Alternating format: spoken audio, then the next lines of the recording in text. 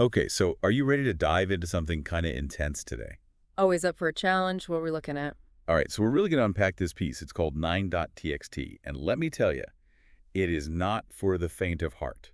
Ooh, I like where this is going. Give me the hard-hitting stuff. You know I love to dissect those controversial takes. Oh yeah, this one definitely fits the bill. It's like no filter, just straight up opinions about ambition, personal responsibility, even throws in this whole winners and losers thing. Hmm, interesting.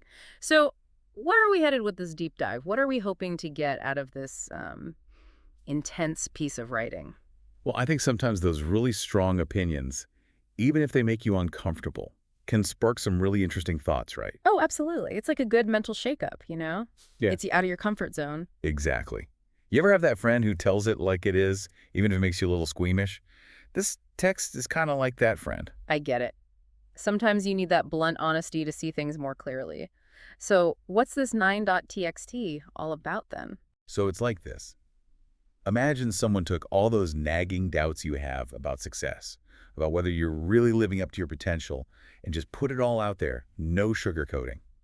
Okay, I'm intrigued. Like, is it a self-help thing or more like a rant? It's kind of a mix of both, actually. It's like he's giving you a dose of tough love, forcing you to confront some hard truths about your own drive, your definition of success. So it's like a punch in the gut, but in a good way. Exactly.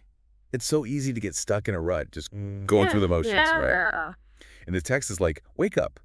Are you really living the life you want, or are you just letting life happen to you? It's like he's calling us out on our own BS, huh? 100%.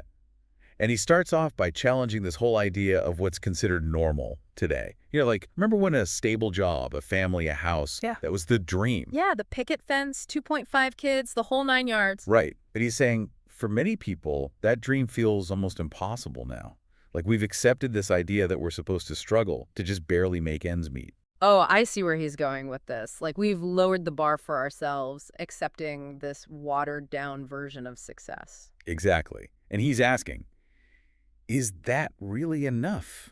Is that the life you want to be living? It makes you think, doesn't it? Like, have we settled for good enough when we could be aiming for extraordinary? Right. And he doesn't just talk the talk. This guy's clearly achieved a lot himself. He throws out this Ferrari analogy that had me laughing out loud, but also kind of made me check myself. Okay, I got to hear this Ferrari analogy. So he's basically saying you can give someone all the tools, all the resources, even a fancy car. But if they don't have that internal drive, that ambition, they'll still fail. It's about having the keys but not knowing how to drive. Or maybe not even wanting to drive. Yes. And that's where personal responsibility comes in. He's all about owning your outcomes, which could feel uncomfortable, right? It's easier to blame external factors when things don't go our way. Oh, for sure. It's like, oh, it's the economy, or my boss is the worst, or whatever excuse we tell ourselves. Right, but he's challenging us to look inward and say, okay, what role did I play in this? What could I have done differently? So it's about taking control instead of playing the victim. Got it. Exactly. It's almost like he's saying, stop making excuses and step up to the plate. Which, let's be honest, is easier said than done. 100%. It's funny, though, because one of the things I found most interesting is how he talks about humility, Mm. or rather his lack of it. He's very open about being proud of his achievements. Okay, interesting. So he's not afraid to say, I'm successful, basically. Not at all. And he actually sees humility as something that's often used to hold people back, to maintain the status quo. Interesting. So instead of shrinking yourself to make others comfortable, he's saying, own your accomplishment. Exactly. It's Yeah. like, yeah, I worked my butt off for this, and I deserve to be proud of myself. But then he contrasts that with people who preach humility to him. Oh, he sends a butt coming. And he basically says he sees their lives as examples of what he doesn't want. Ouch. Okay, so that's got to be a bit of a blow to the ego for some people. But I see his point. It's easy to tell others to be humble when you haven't achieved what they have. Like, who are you to give me advice if you're not living the life I'm aiming for? It's like taking financial advice from someone drowning in debt. You got to wonder about the source, right? Right. And that's something that he keeps coming back to, this idea of being really discerning about who we take advice from. So it's not about dismissing everyone who hasn't reached a certain level of success, but it's more about, evaluating if their definition of success actually aligns with yours. And if they are actually living proof that their advice gets results, it's like he's saying, look around. Are the people you're getting advice from actually living the life you want? And if not, maybe it's time to start questioning those norms, those expectations, the ones that might be holding you back. Yeah, it's easy to fall into that trap of listening to people who haven't actually walked the path they're preaching about. Totally. Hmm. And that's where his perspective on normality gets really interesting, I think. Like, he actually paints this picture of normal life. Hmm. Two working parents struggling to make ends meet, kids glued to screens, and he calls it the Matrix. The Matrix. Whoa, okay. I gotta admit, that's a pretty bold comparison.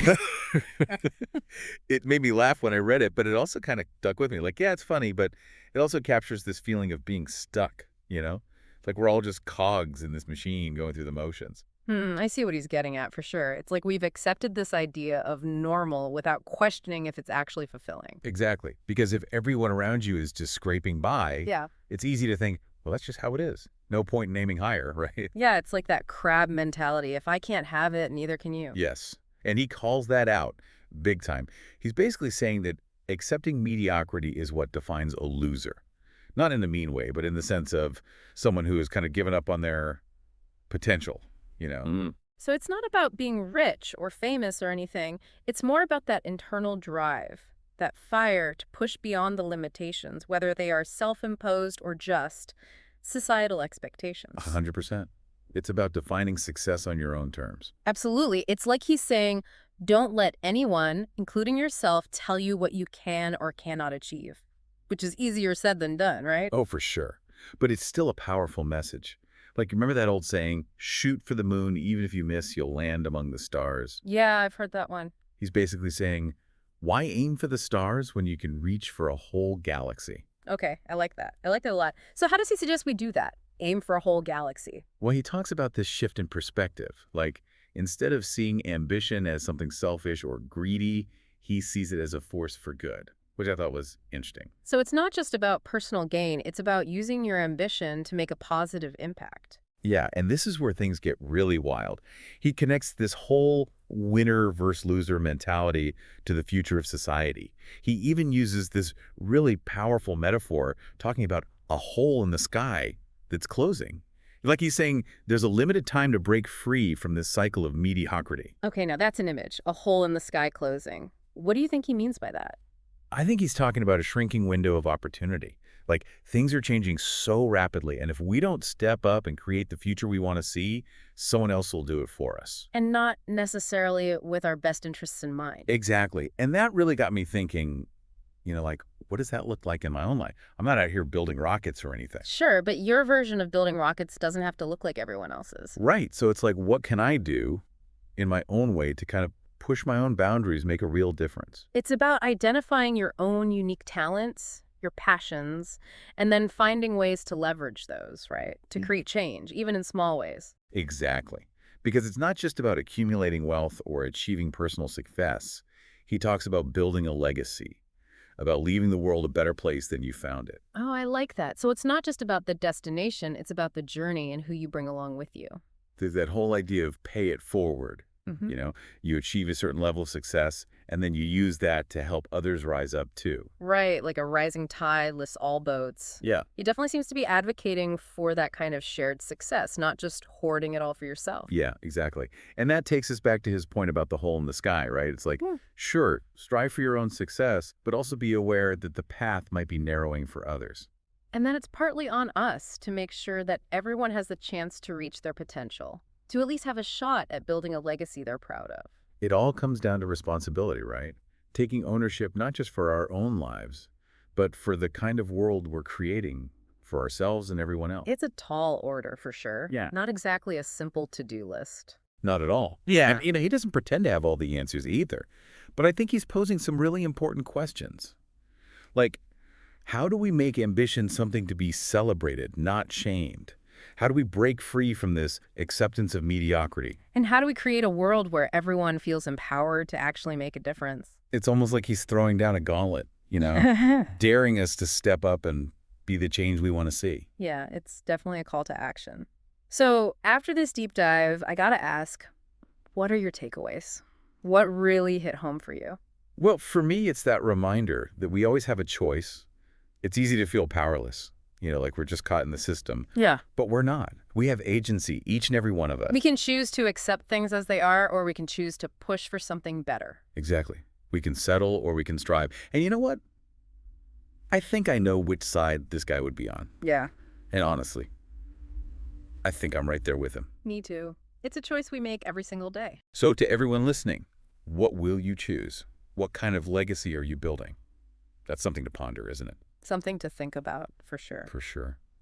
Until next time, keep asking questions, keep pushing boundaries, and keep diving deep.